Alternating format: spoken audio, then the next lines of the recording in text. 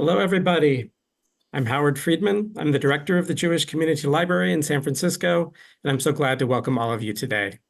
And I want to thank the Friends of the Jewish Community Library who make everything we do at the library possible, particularly now that the library is independent. I hope you'll consider becoming a friend by giving at any level at friendsofthejcl.org. Please note that automated closed captioning can be turned on or off by clicking the CC button at the bottom of your screen. Of course, it will garble all the names of the authors that are being discussed this morning. We all will be muted except for our presenter, but people will have the opportunity to ask questions after the presentation. So please put your questions in the chat, and then I'll relay them at the end, time permitting. It is a real pleasure to welcome Karolina Krasuska, who is joining us from Warsaw to talk about her new book, Soviet-Born: The Afterlives of Migration in Jewish American Fiction. Karolina is an associate professor at the American Studies Center at the University of Warsaw and a founding director of its Gender Sexuality Research Group. She's a co-editor of Women and the Holocaust: New Perspectives and Challenges, and she's the Polish translator of Judith Butler's Gender Trouble. She's been serving as a co-chair of the Gender and Sexuality Division of the Association for Jewish Studies and as a board member of the Jewish American Literature Forum at the Modern Language Association. It's such a pleasure to have you. Karolina, it's all yours now. Thank you very much. Thank you very much for the invitation, and thanks to Sasha Senderovich who put us in touch. Hello, everyone. I'm in a very different time zone, so it's 9 p.m. here in Warsaw. So closer to the end of the day. I'm hearing it's beautifully sunny where you are. We were supposed to have some snow today, but alas, no snow. So let me share my screen. I have a little presentation. And I will be talking about how I got to the topic. So I'm sharing my screen, and let me try making it full screen.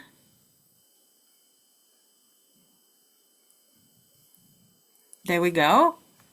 Can you see it right? Wonderful.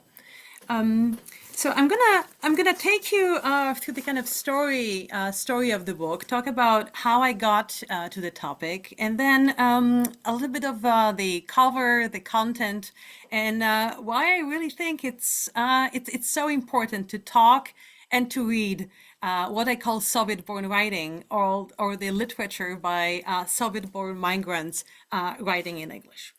So let me start with the story. So imagine me in mid-2010s.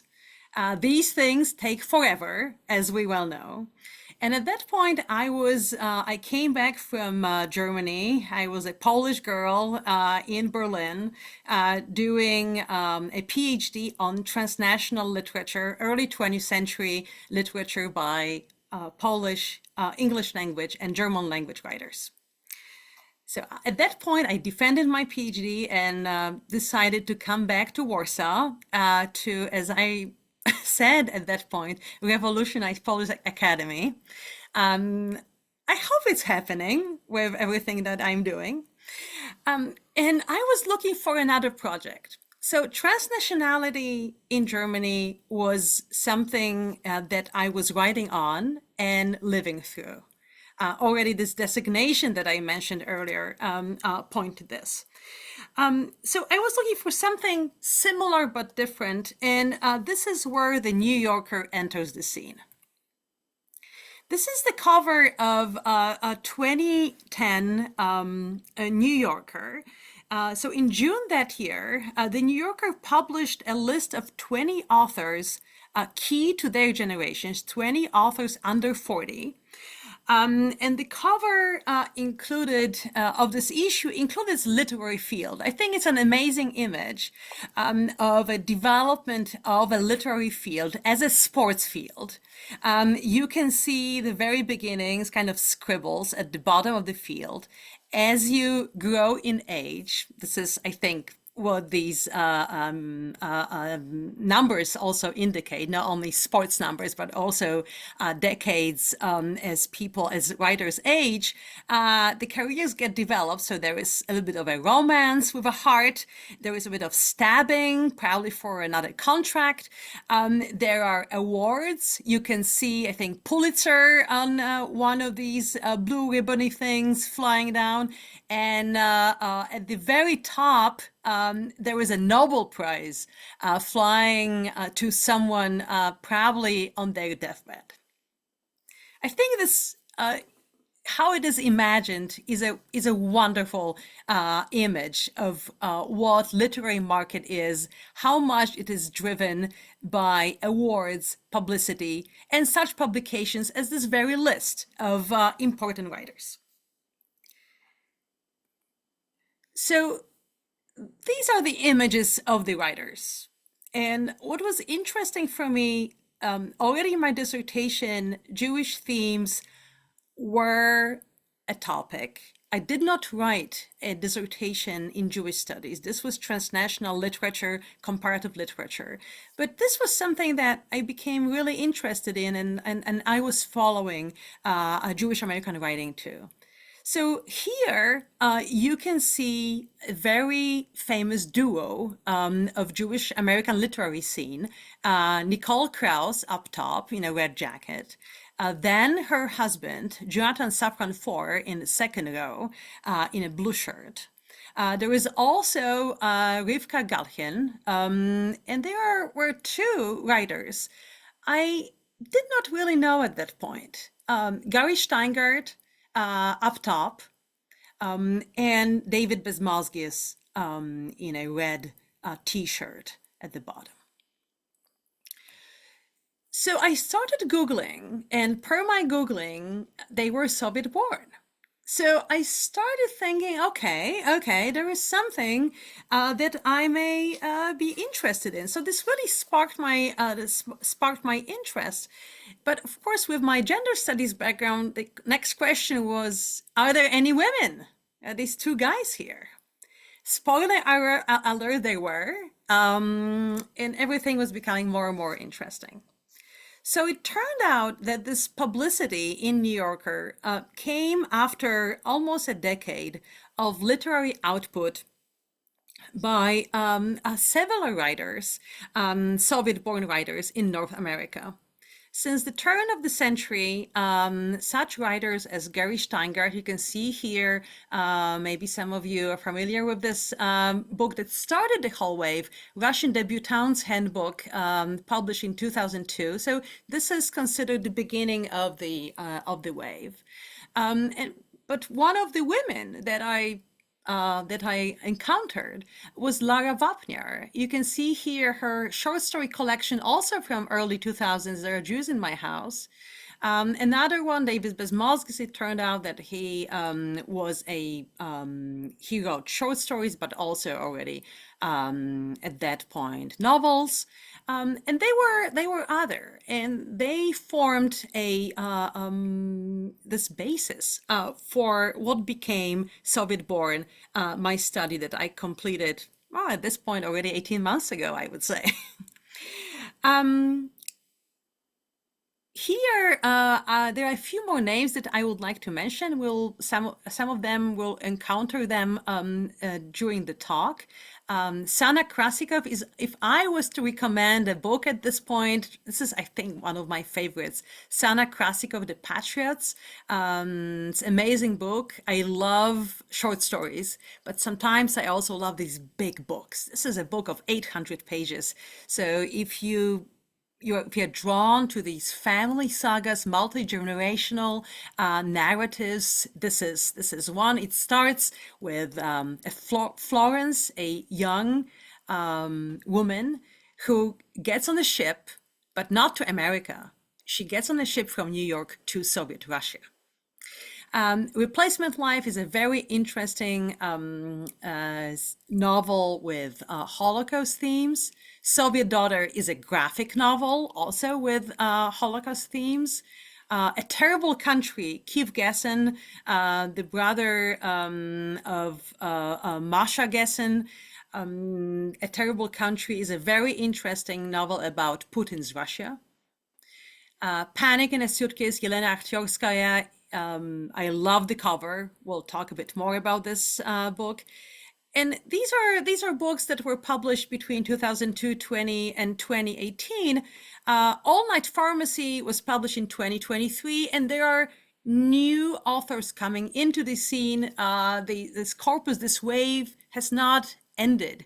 There are new authors and new publications to watch out for. So new voices keep proliferating. You know, I'm a university professor, and for me, teaching means figuring out whether this material is interesting for the public.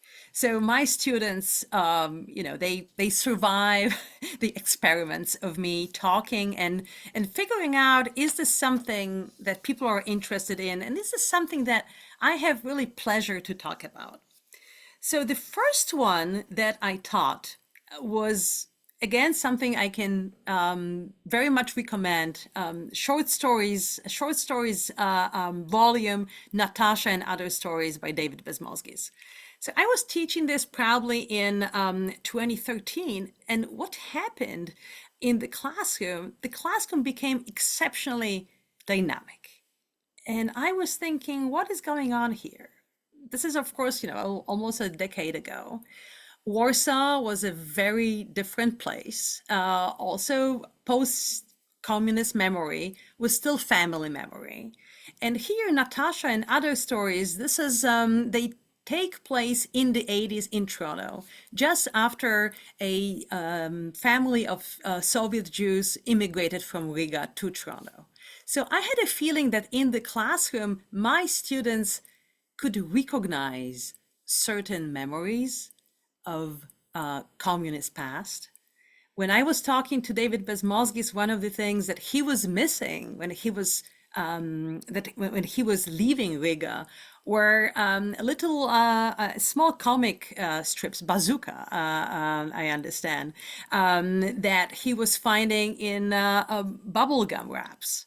And my students, there were these little moments that they could identify with.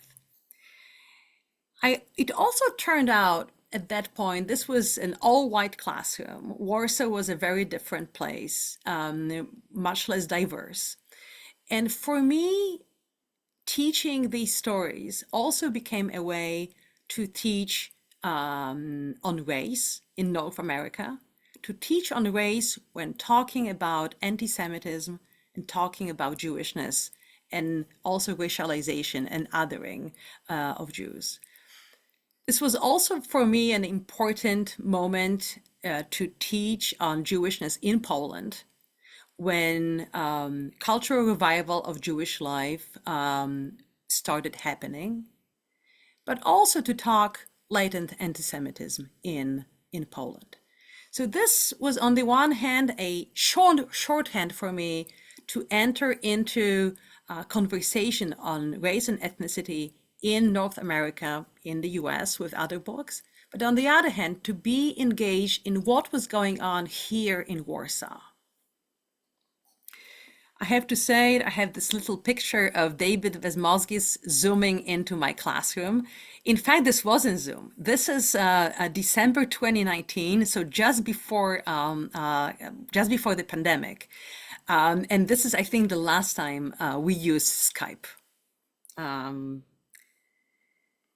So this great class encouraged me not only to teach more, but also to present on this literature and to start writing.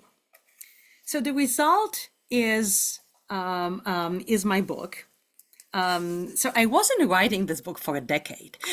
It took probably another 5 years for me to realize, yes, I have a book. I have enough material and enough insight to have a book. It became Soviet-born, The Afterlives of Migration in Jewish American Fiction. And it's important for me to note that this is a result of someone looking at these texts as working in American studies and schooled in American cultural theory. someone who herself, myself, caught the tail end of state socialism here in Poland, and someone who is not Jewish. It is interesting for me and in my conversations with the authors, because the interviews are a part of the book, the interviews I conducted with the authors during the pandemic, this line of affinity was the experience of living in the 80s with many of them under communism. And if I believed in discrete generations, I would say that I am the end of Generation X, because I was the last class who had Russian as obligatory language. So the book contains 5 chapters, apart from introduction and conclusion. And in each chapter, I look at various cultural axes, various cultural moments that I think this writing intervenes into. And I try to show what is the difference that Soviet-born writing makes in Jewish American writing and in Jewish American imaginary. So chapter 1 concerns the image of Eastern Europe. And we'll have a little bit more of this, especially at the end of the talk. But what I say is, very often Eastern Europe is the past. But here, with Soviet-born writers, it is much more recent past. This is not thinking about pre-Holocaust Eastern Europe. This is thinking about communist Eastern Europe. Chapter 2 talks about Holocaust memory. And the question I ask is, what difference does it make if these migrants bring with them the baggage of communist memory of the Holocaust? And not only communist memory, or sometimes one could say lack of memory, but here the situation is not that easy. But also the memory of Jewish, Soviet Jewish participation in fighting in combat as Red Army soldiers. So what kind of difference do we see here in memory when Russian Jews were active in combat? Chapter 3, on the other hand, continues this moment of memory, but I talk about communist memory and especially here, for instance, the memory of the Gulag. Chapter 4 is something that is very close to my heart. The first question was, where are the women? But I extend this question into asking, what kind of different gender roles, what kind of different femininities and masculinities do we encounter in this book, in this writing, and then in this chapter? And finally, chapter 5, just kind of to finish this very brief overview, talks more in detail about migrants in America and thinks through about the status of Soviet-born migrants in dialogue, in solidarities with other non-European migrants, and very often people of color. So this is kind of, the arc and me revisiting these various themes. Some of the affinities with the authors I pointed to already come to the foreground in on the cover of the book.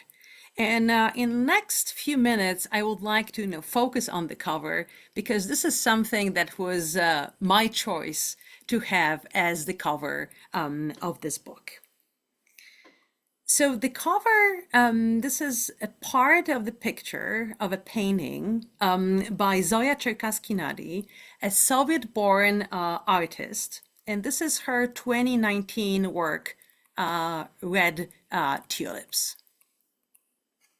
This is the whole picture here. Cherkassky-Nadi was born in 1976 in Kiev, then Ukrainian Soviet Socialist Republic.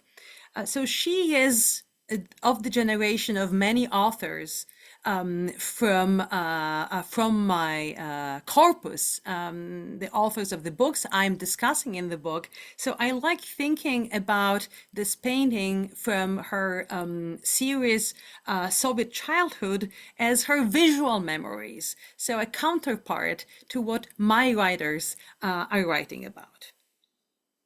And I think that any of the paintings in her serious Soviet childhood could have worked, but I was especially drawn to this one, Red Tulips. It really mesmerized me, especially the flowers depicted at the bottom of the painting, the semi-abstractly rendered flowers taking about a third of the height. And I think why I was so mesmerized by this particular painting is because that in my own communist childhood in Poland, I really believed that there were three kinds of flowers. They were red carnations for anything official, red roses for romantic occasions, and then red tulips for pretty much anything else. So there was it spoke to me, and it spoke to my own memories of these times. Another thing that became clear in the interviews with my writers was that red on the cover seemed to be a must. And I already shown it here. So this is Anya Ulinich's Petropolis, one of the early novels from this body of writing. And in her interview with me, Anya, talked about the cover, and she told the publisher, Penguin Random House, because you fill out this kind of questionnaire, what do you want on the cover, and she said, everything is okay, but nothing red. Oh, we have a fully red cover. This is the agency of authors, right? So I was very fortunate. Also, when I had a quick look, Google Soviet history, and if you do this, in your own time, you can really see a lot of red. So for me, also taking this picture and with a lot of red was kind of taking control of the amount of red on the cover. I thought, nobody will force me to have anything more. I love the colors. I love the idea that this is an urban landscape. I love the idea how many women there are and how lively this is. How colorful, really, also with the flowers. And this moment of this being so colorful, even with high rises, but they are not so drab, even here. This was something that was very important for me. So the image, it is lively, it is vivid, it is full of movement. It is very populated, and it's modern. For what it is, it's not one of these Cold War communist movies. I, as a Polish person, I think about Kieślowski here, in which you can barely, depict any colors, and things are happening, but there was kind of a general standstill. What I liked also was the colorful neon, which says Universam, so a supermarket, a trolley bus. Also, I really like the airy, summery dresses here on display. All of this plays with the expectation of Eastern Europe. Also, the Eastern Europe understood as post-Holocaust location of Ashkenazi Jewishness. So this is what I mentioned a little bit about in describing the first chapter of my book. I believe that this cover was pointing to a different landscape and different stories that are contained post 1945.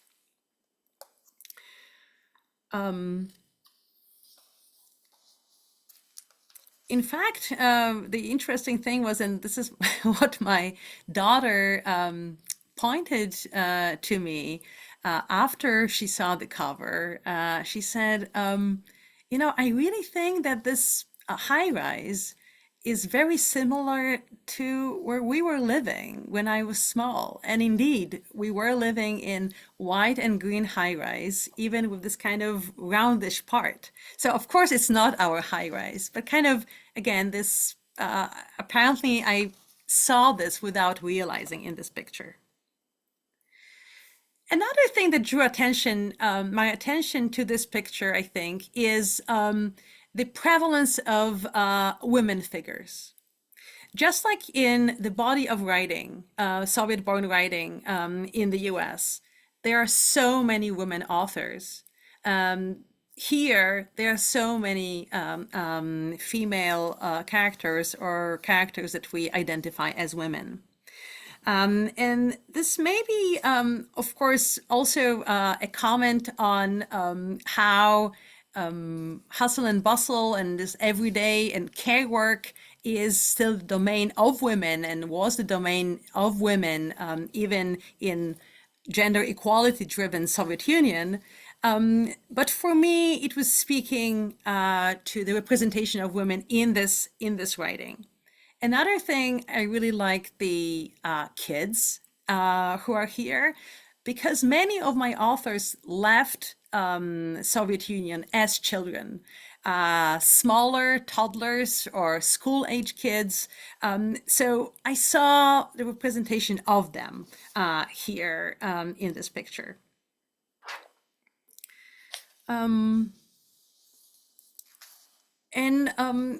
Talking about women, gender and women's studies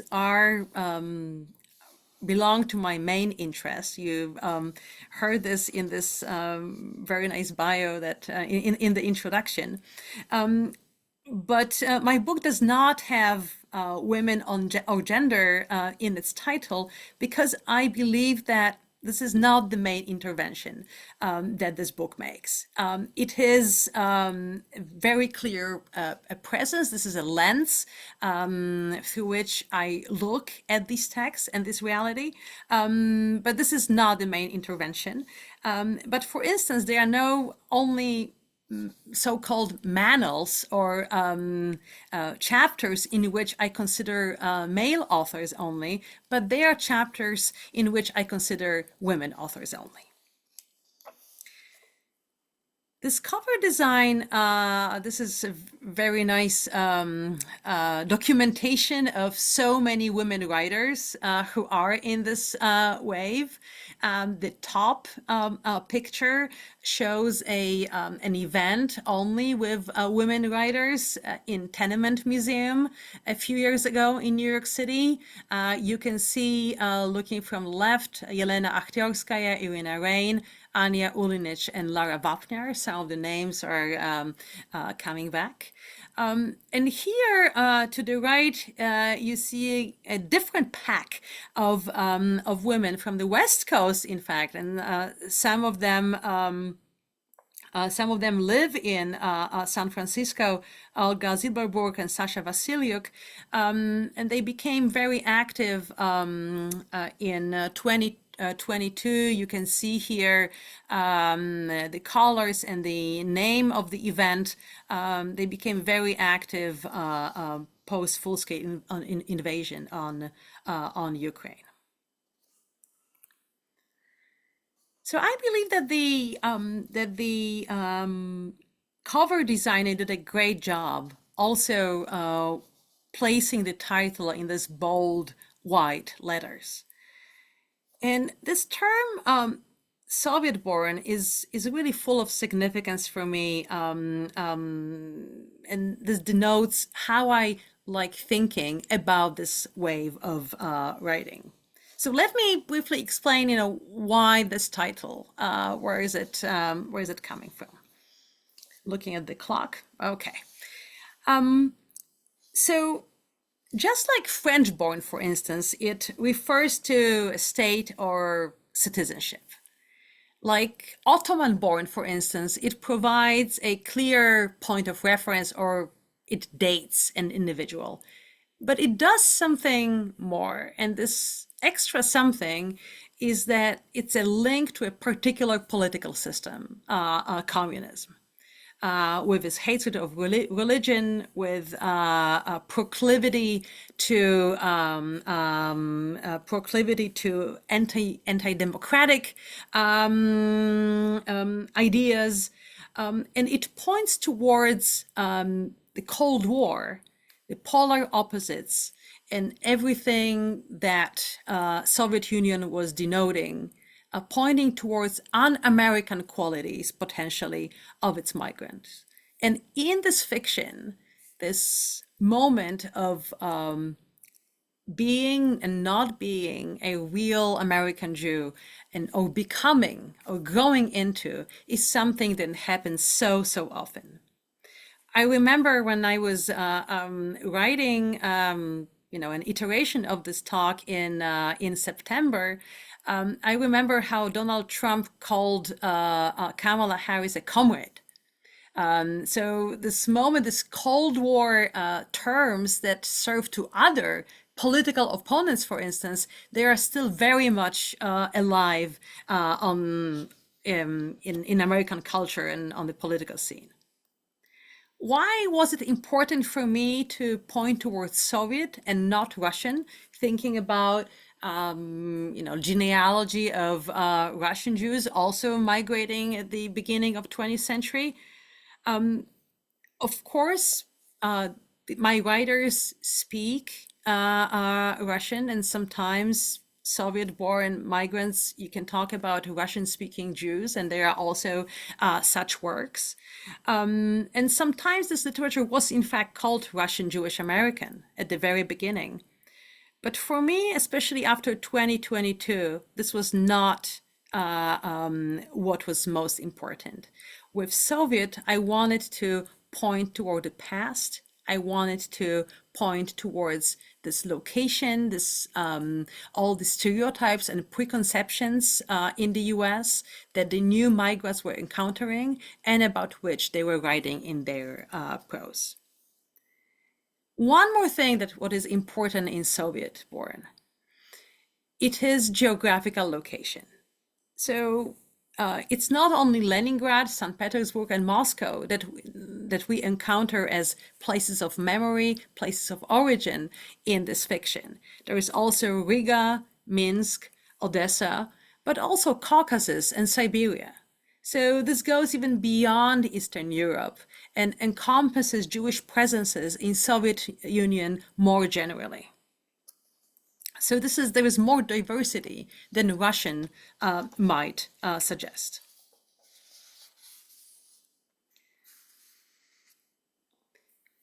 Another thing with Soviet-born, and this is the last one, is that it is minimal. It says something about the point of origin of many of the authors, but it does not determine who they really are. I'm not even saying that they are post-Soviet, that this is something that is their identity. I'm stating a fact, so this is this kind of minimal point of reference, this redness of these red tulips that I remember too. So I hope I made you curious about what's in the book. And I would like to end with a little bit of an excerpt from one of the novels that I discuss in my book. And this is a book that was not a blockbuster, but I think it is absolutely amazing. It is The Cosmopolitans by Nadia Kalman, a 2009 book. And thinking about the expectations of Eastern European Jewishness, this is one of the most important themes in this particular book. I would like to read a few sentences from one particular scene when these expectations clash between American-born Jews and the new migrants. So the background for this scene is that Mila her American-born Jewish husband Malcolm and Mila's immigrant parents are gifted tickets to go and see Fiddler on the Roof. So one of these cultural texts that created the image of Eastern Europe in the US as we know it now. So after the show, Mila's mother, so the older generation, Stalina, that's an amazing name, right? Stalina, so telling, and Malcolm, the son-in-law, have an exchange at a restaurant. And please note the sarcasm in Stalina's remarks in her imperfect English. Okay, so I'm citing from the Cosmopolitans. So, Stalina said, this fiddler is big education for me. Oh yeah? Malcolm said, looking for a place to throw out his gum. Oh yeah. In her mother's accent, the phrase sounded entirely different, also louder. For example, I know now why American ladies say when we arrive, look, is shower, look, is toilet. Why are they telling me with such big smiles? Are they engineers who build the toilet? No, they think this is first toilet we ever see. They think we came out of shtetl fighting over if horse was mule. We were intelligentsia. We argued over religion and political life, not like here. Here people say, never talk about politics or religion. That's true. And I'm not reading like the whole scene, but like a few more sentences. And these women, they bring me their old chulki, stockings, stretched out, torn, not washed, and I'm supposed to say, thank you, thank you? In Russia, we had no such things, only skins of bears for legs, teeth for control top. Malcolm nodded. You wanted new pantyhose. No, Stalina almost shouted. That's like this fiddler. If I were rich, we never were thinking, we come to America, streets are gold. We come for freedom, not pantyhose. So I believe that, in the sarcasm, this is, of course, satire. This is very hyperbolic. But such scenes are staple, especially in these early novels. And what Stalina is reporting is this tendency to orientalize East European Jews. It is treat them as backward and uncivilized. And this reaches back to the turn of the 20th century, both in Western Europe and United States. And the shtetl may stand at the center of American Jewishness. Others can use it to discriminate against contemporary Eastern European immigrants. Within this image, Eastern Europe is timeless and unchanging, with no civilizational development, no technological modernization. No toilet, not pantyhose. And according to this, even today, Eastern European Jews come as if from one eternal shtetl under many names. So let me conclude. The editors of the Soviet issue of the Jewish Currents recently wrote, we need new narratives. And Soviet-born is definitely trying to supply them. According to 2020 Pew Research survey of Jewish Americans, 10% of them were born in the former Soviet Union or have a parent born there. In other words, this is about 750 US citizens whose stories we have not heard enough until recently. And thinking about this diversity of the Jewish experience in the US, it is key to hear these stories too. Before I saw Steingart and Bezmosgis on the New Yorker's list in 2010, I had read Nicole Krauss's 2005, The History of Love. Maybe some of them know this absolutely wonderfully constructed and gripping book. And then around 2010, I remembered that there is a presence of Soviet-born Jewish person. The 13-year-old Alma, the protagonist, one of the protagonists of The History of Love, has a pen pal, Tatiana, a generational experience for so many American Jews in the 80s. Tatiana's friend, Misha, finally immigrated to Brighton Beach, a well-known Soviet Jewish neighborhood in Brooklyn. From a pen pal, Misha becomes a friend and then almost a boyfriend, but it doesn't work out. We hear in the novel about his bar mitzvah and his family's attempt at assimilating. But Alma's perspective, because here we get Alma's perspective and not the perspective of Soviet-born a Jewish person, matters. And no surprise, we can't break through this wall. So one more quotation from The History of Love. The lobby smelled like sour cabbage. Upstairs was packed with people eating and shouting in Russian. I spent most of the party sitting in the corner of the couch with a plate of giant shrimp. I don't even eat shrimp, but it was the only thing I recognized. So we hear this push and pull from Krauss. But in contrast, the novels and short stories of the writers I consider in my book tell the other story, tell the story from the other perspective. And I recommend that you have a look. If you don't know this writing, delve in. And I hope that my book could be a good introduction to this perspective and this literature. Thank you very much. Thank you so much, Karolina.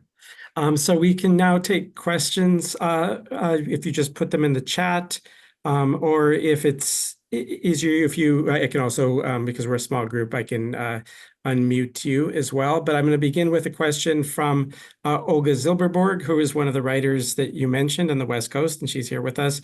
And she's wondering whether you have encountered a difference in representation of multi-generational households in this corpus of texts.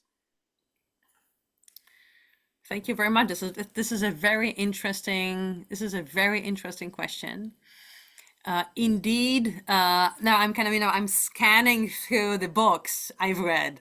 So this is kind of, me looking over there. It's like, okay, like, going through all of this, because this is not a question I asked myself. So thank you very much for this.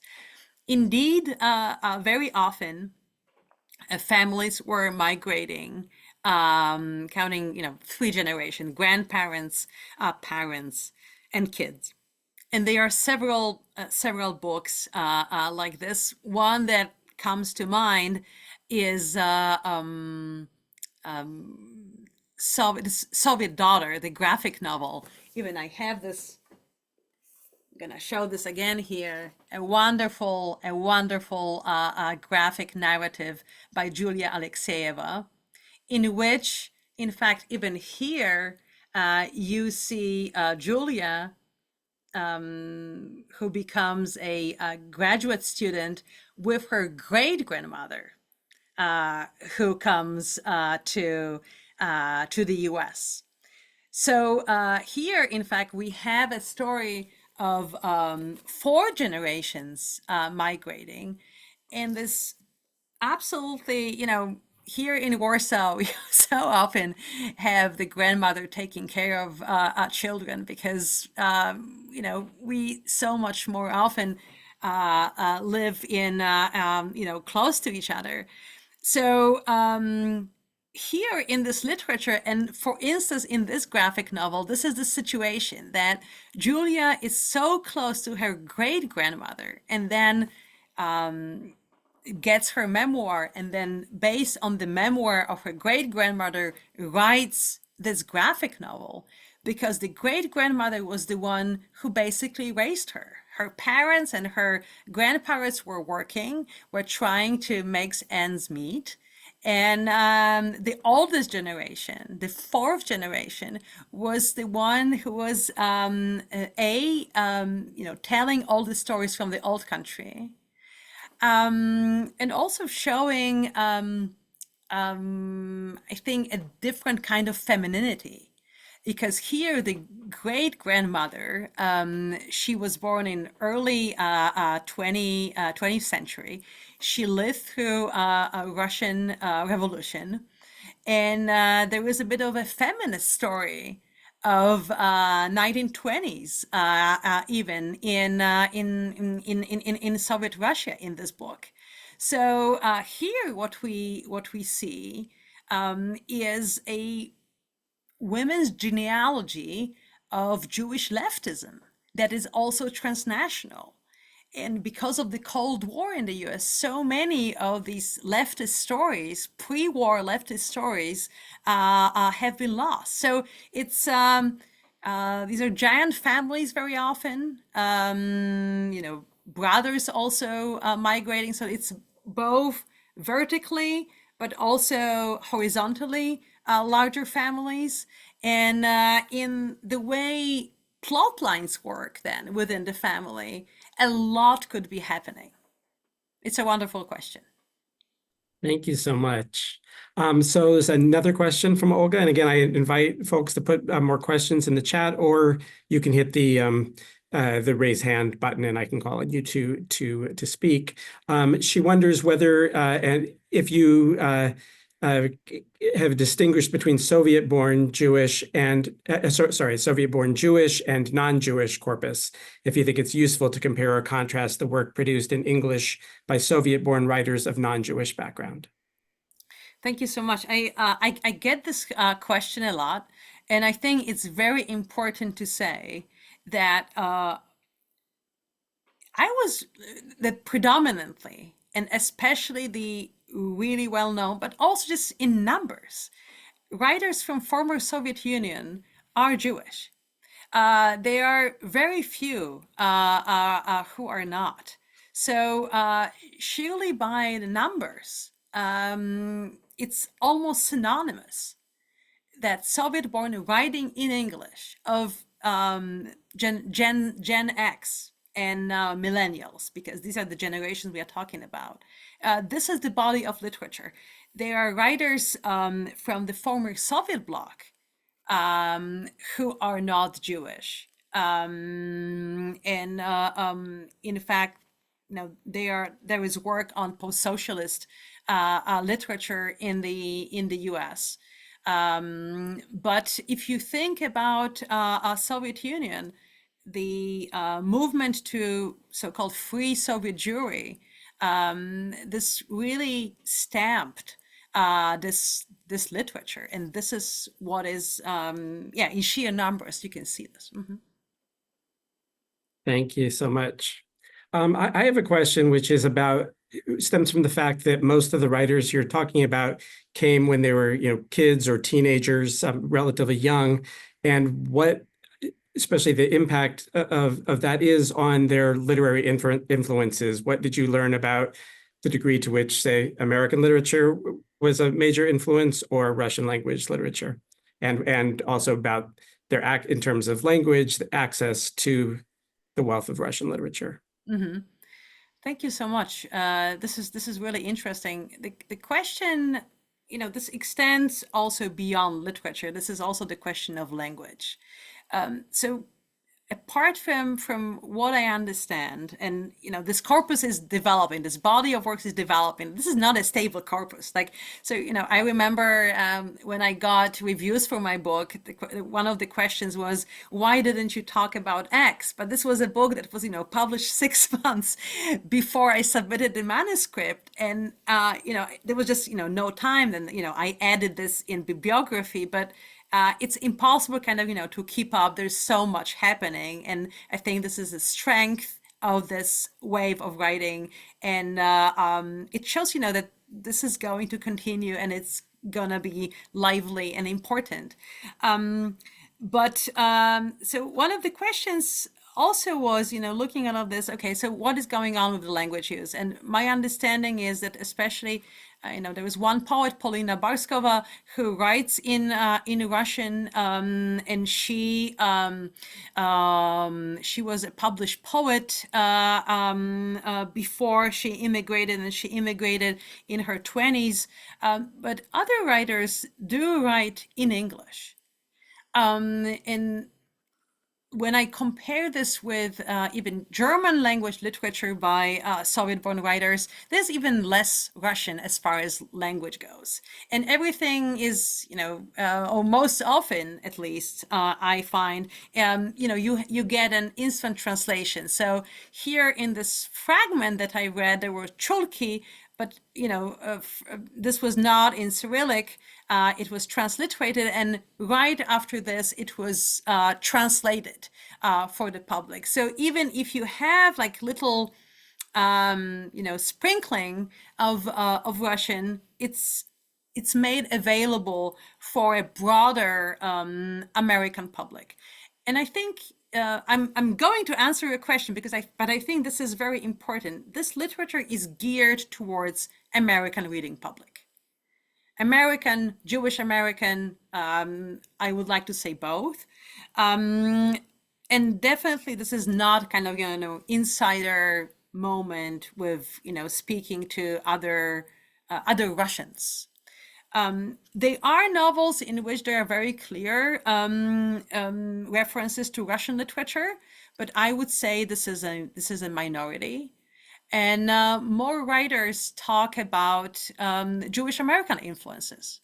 For instance, David Bezmosky talks a lot about Bernard Malamud. Gary Steiner has been often compared to Philip Roth. And again, I'm back to New Yorker and the two men, but I believe that kind of the reading list is definitely not limited to Russian. I remember talking, in fact, to Nadia Kalman, who was mentioning other ethnic literatures in the U.S. So definitely, Russian is not. It happens to be a point of reference, but this is not the major point of reference. Great. Well, thank you so much. So this has been great. We will send folks an email message tomorrow that includes information on how to purchase the book at a substantial discount, and also with references to all the writers that were mentioned in today's program. Just about all of the books are available here at the Jewish Community Library, and a significant number of them are also available in sets for book groups. So if you're in a book group and want to explore some of this literature, we have books by Bezmosky, by about half of those writers for our book clubs. Is there anything that you would like to leave us with, Karolina? It's been really great having this event. Thank you very much. I wish I was there in person. But, maybe for some of you, I want to mention that I am coming to the US. And on January 14th, there was an event in Brooklyn Library, New York Public Library in Brooklyn. So if you happen to be there, I'll be there. Thank you so much. Great. Thank you. And be well, everybody. And hope to see you soon. Thanks again, Karolina. Thank you. Bye-bye.